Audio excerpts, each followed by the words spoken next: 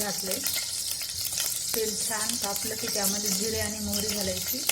तर तेल छान तापलं की त्यामध्ये मी 1 चम्मच मोहरी आणि 1 चम्मच जिरा घालायचे। ते छान तडतडू द्यायचा। तर ते तापेपर्यंत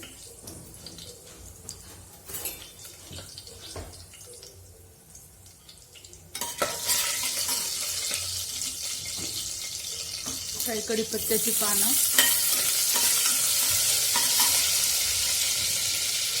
तर मी साईडला इथं अर्धी वाटी मूग डाळ, अर्धी वाटी तूर डाळ आणि चुका हे मिक्स कुकरला छान शिजवून घेतलाय।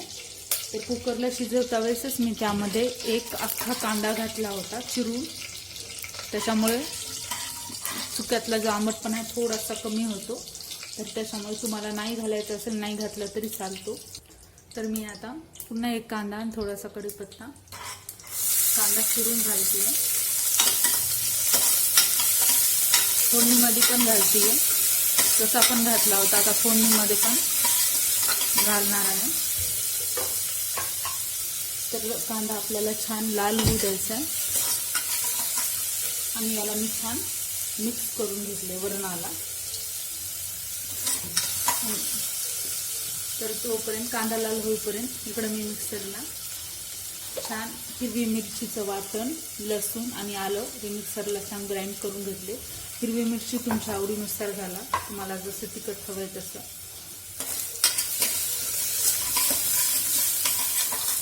तर कांदा लवकर लाल होण्यासाठी यामध्ये मी मीठ घालणार आहे आता।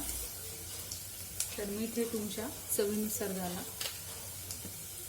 तुम्हाला जसं हवंय तसं।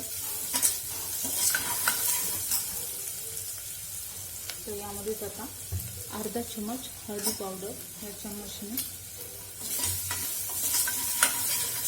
त्याचबरोबर मी जे मिक्सरला ग्राइंड करून घेतलं होतं आलं लसूण हिरवी मिरचीची पेस्ट ती पण आता यामध्ये घालणार आहे।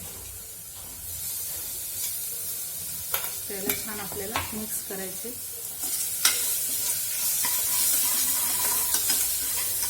फोडणीमध्येच आता मी इथं 2 चम्मच कारळाचा कूट घालते, कारळाचा कूट।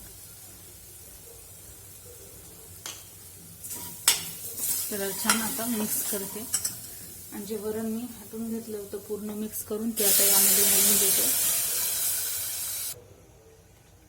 तर आता याच्यामध्येच मी थोडंसं धने पावडर घालणार आहे, जास्त नाही घालायचं। तर मी इथं अर्धा चम्मचच घालते। तर याला आपल्याला छान मिक्स करून घ्यायचं आणि एक उकळी काढून घ्यायची चांगली। तर आता मी इथं चिरून घेतलेली कोथिंबीर घालणार आहे।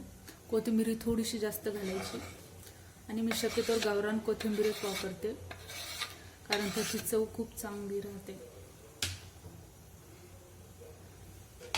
तर याला छान आता मिक्स करून घेते। त्याला एक उकळी काढून घ्यायची।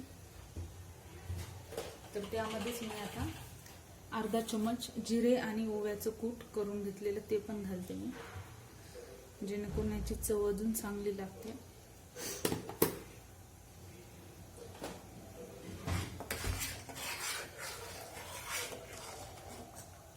तर मी वरणाला आता चांगली उकळी काढणार आहे।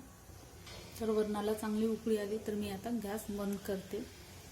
तुम्ही पण असं नक्की करून पहा। तर तुम्ही भातासोबत, भाकरीसोबत किंवा चपातीसोबत कशासोबत पण खाऊ शकता आणि खूप चांगली टेस्ट लागते, आंबटपणा पण असतो त्यामध्ये।